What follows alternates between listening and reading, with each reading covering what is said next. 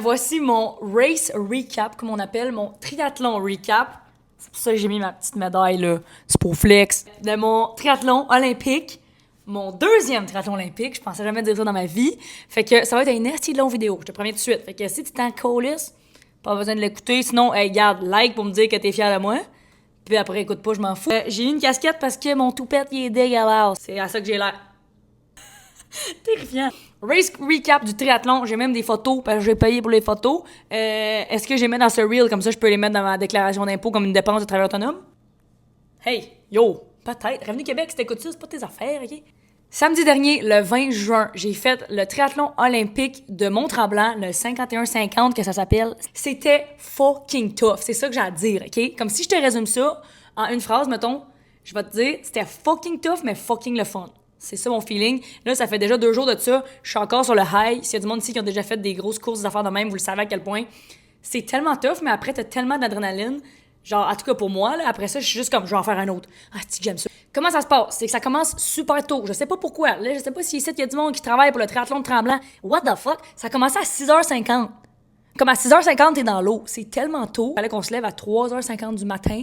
Puis ça, c'est parce qu'on a été chanceux pour on a pu dormir pas trop loin de Tremblant, OK? Parce que sinon, là, si tu partais de Montréal, je sais pas quelle heure tu te levais, mais bonne chance, OK? Fait on arrive là, on se prépare, on marche vers le départ. Puis moi et ma soeur, on a décidé d'être des ballers puis de le faire pas de wetsuit parce que on n'en avait pas. C'est ça la vraie raison. Ça me tente pas d'acheter un wetsuit parce que, on se rappelle, moi, je suis la fille qui fait du triathlon version pauvre, OK? Ça veut dire que j'achète rien neuf, je réutilise des vieilles affaires que j'ai. Mon vélo, il vient de Marketplace. J'achèterai pas un vélo à 10 000 $, t'es-tu fou? Fait que le wetsuit, j'étais vraiment comme, pas besoin. L'année passée, j'en ai pas eu besoin. Il faisait assez chaud, fait que j'étais correct. Puis là, je me suis dit, 20 juin, il va faire chaud. Grave erreur. Ça, c'est la critique que j'ai par rapport au triathlon de Tremblant. J'ai trouvé que c'était mal organisé dans le sens que le wetsuit était obligatoire et personne nous l'a dit. On l'a jamais su. Ils l'ont pas dit dans les speakers. Il y a personne qui nous a dit. Fait que nous, on est sortis de la zone de transition pour aller faire le départ. Moi et ma soeur, on était en tri-suit puis on n'avait pas de wetsuit, là. Puis le monde nous a vu passer puis les gens qui travaillaient là, ils nous ont vu. Personne n'a rien dit sur le fait qu'on n'avait pas de wetsuit, là. Puis là, rendu à la ligne de départ, on est là, on a nos casques de bain, on a nos nets sur ses yeux. Ils nous disent « Ah, vous avez pas le droit, vous avez pas de wetsuit. » Ça, c'est la panique, là. Genre, imagine, tu t'entraînes depuis plusieurs mois, t'as payé, c'est cher l'inscription de triathlon, puis ils te disent, tu peux pas le faire. On paniquait. Une chance, ils nous ont dit, si vous voulez, il y a peut-être des wetsuits encore à louer, allez-y. À partir de ce moment-là, on avait exactement 1 heure pour aller chercher un wetsuit puis revenir. Fait qu'on était comme, je pense que c'est possible. On est parti à courir, OK? Il faut savoir que le départ du triathlon de Tremblant, il est à 1 kilomètre du genre village des athlètes qui appellent, où il y a des wetsuits à louer, OK? Fait que là, nous, on part nu-pieds parce qu'on a rien, là. Puis moi et ma soeur, on part des lunettes, fait qu'on voit rien, OK? On part à courir, on va chercher un wetsuit. C'était un miracle qu'on a réussi. Hein, là, t'aurais compris que j'ai une médaille, fait que j'ai réussi, là, le suspense était fini, mais on met notre wetsuit puis on retourne en courant, mais genre, on court nu-pieds 2 kilomètres. Puis, petit conseil, là, mettons que tu fais un triathlon, je te suggère de pas courir 2 kilomètres sprint avant de commencer, c'est pas une bonne idée. Avant d'aller faire un genre de 3h30 de sport, là. Ça nous a tués, OK? Fait que là, on court le plus vite qu'on peut. On arrive à la ligne de départ, on a réussi, on est dans le temps. Ils sont comme, go, go, go, vous êtes en retard. On a commencé à nager, mais ma soeur, elle avait bien trop d'adrénaline, bien trop de stress de être allée courir, chercher un wetsuit, revenir. Puis, c'est ça qui arrive souvent pour les gens qui font un triathlon en eau libre.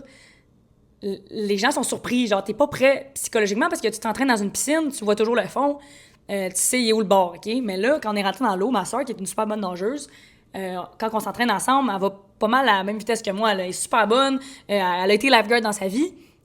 Elle a paniqué. Puis ça arrive, je pense, à plusieurs personnes. Je pense que ça arrive à beaucoup de monde au triathlon de Tremblant.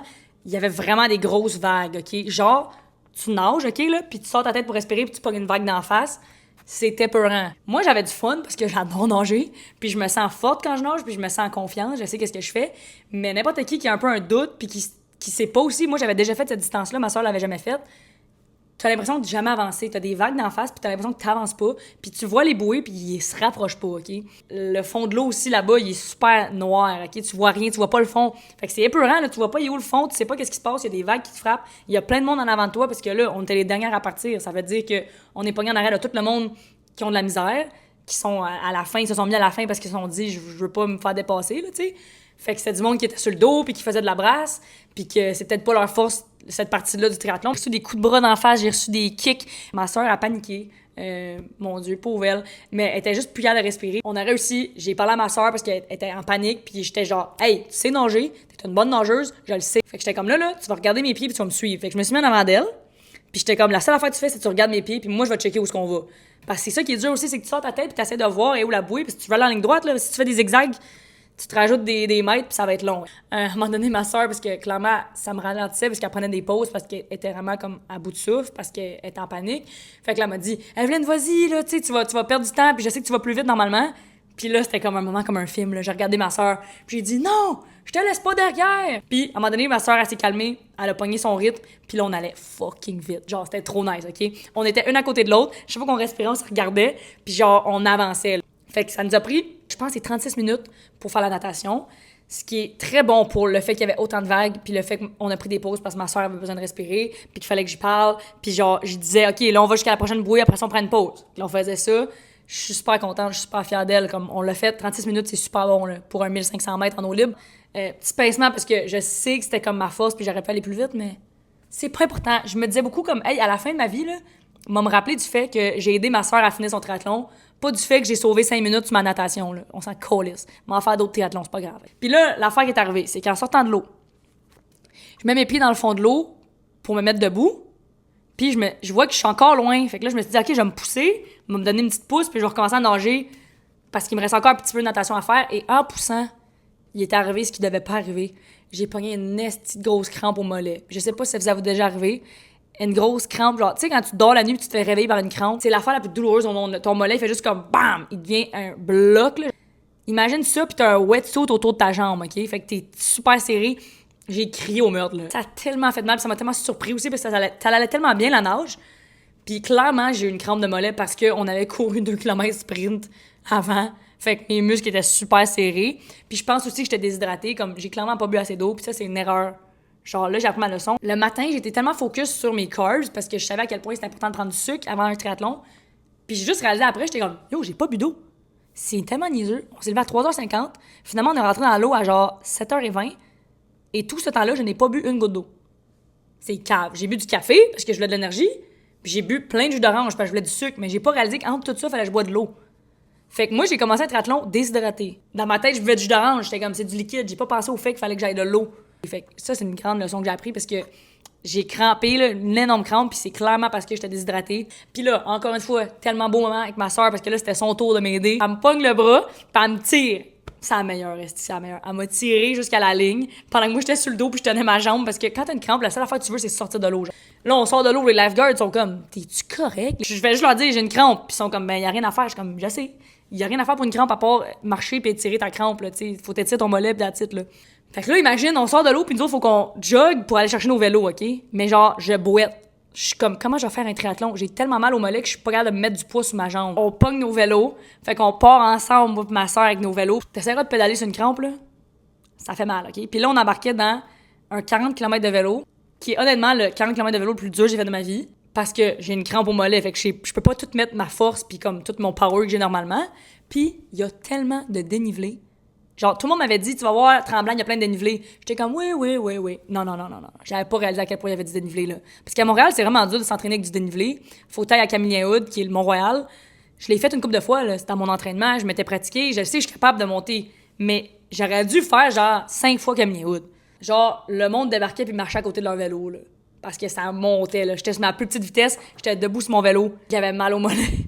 Fait que toutes les descentes, qu'est-ce que je faisais, c'est que j'étirais, genre, je gardais mon pied vers le bas, celui qui avait mon mollet en crampe, là, puis je m'étirais à la jambe. Fait que tout le long, il y avait des descentes, j'étais en train de m'étirer à la jambe, mais genre, m'étirer puis genre avoir mal, là, genre les larmes aux yeux de comme, oh, ça fait mal, mais je sais qu'il faut que j'étire parce que sinon, je vais pas être capable de courir. Il y avait du monde sur le bord que je voyais qui avait débarqué parce que leur chaîne avait débarqué, il y avait un flat. Moi, tout le long, je me disais juste, hey, t'es correct, ton vélo, il roule. C'est juste ça qu'il faut. Ton vélo, il roule, tes jambes y avancent. C'est ça que je me disais tout le long. Avec le vélo, vraiment plus dur que je pensais. Mais encore là, je suis super fière parce que je m'étais dit 40 km avec du dénivelé, je savais qu'il y en avoir. J'étais comme, si ça me prend 2 heures, c'est bien correct. Finalement, je l'ai fait en 1h47. Ah ben. Pour une fille qui avait une crampe au mollet, là, c'est fort. Je suis vraiment fière de moi, OK? Quand c'était le dernier 10 km du vélo, là, moi, j'étais comme all-in. Je donne tout, OK? Là, je pédalais fucking vite. Je descendais les côtes, là, j'allais tellement vite, c'était tellement satisfaisant. Je dépassais le monde, j'étais comme, wouh, c'est le fun. Après ça, c'était mon homme me dépassait en montant les côtes, là. Dernière côte, j'ai vraiment fait genre, OK, je donne tout, c'est ma dernière côte du vélo. Je monte la côte, puis pendant que je monte, mon autre jambe, ma cuisse, OK, mon quad, il me pogne une esti de grosse crampe. J'étais comme, ça se peut pas. J'étais tellement tannée, j'étais comme, pourquoi tout mon corps crampe? Ça m'a jamais arrivé, OK? Mais clairement, c'était vraiment la déshydratation. Puis aussi, je pense que vu que j'avais une jambe que je pouvais pas forcer tant que ça à cause de mon mollet, mon autre jambe, elle a vraiment compensé. Fait que ça fait que cette jambe-là, elle était brûlée, là. Après 40 km à monter des côtes, ben là, cette jambe-là, elle a lâché, là. Fait qu'une grosse crampe en haut du genou, là, genre une boule, OK, là. Fait que là, je montais, puis je me tenais la jambe. Fait que je tenais mon vélo à une main, je pédalais de même. Genre, je pensais pas que c'était possible, mais je boitais sur un vélo. C'était ça le feeling, là. Comme, j'avais vraiment une jambe que j'étais juste plus capable de pousser, là. Finalement, je descends, je réussis, j'arrive, je mets mon vélo à ma station, je mets mes souliers de course, mais comme, à quel point, genre, je suis ratchet, là, genre, moi, j'avais pas des lacets, le monde, ils ont des lacets, genre, élastiques, là, tu fais juste mettre ton soulier pis tu pars.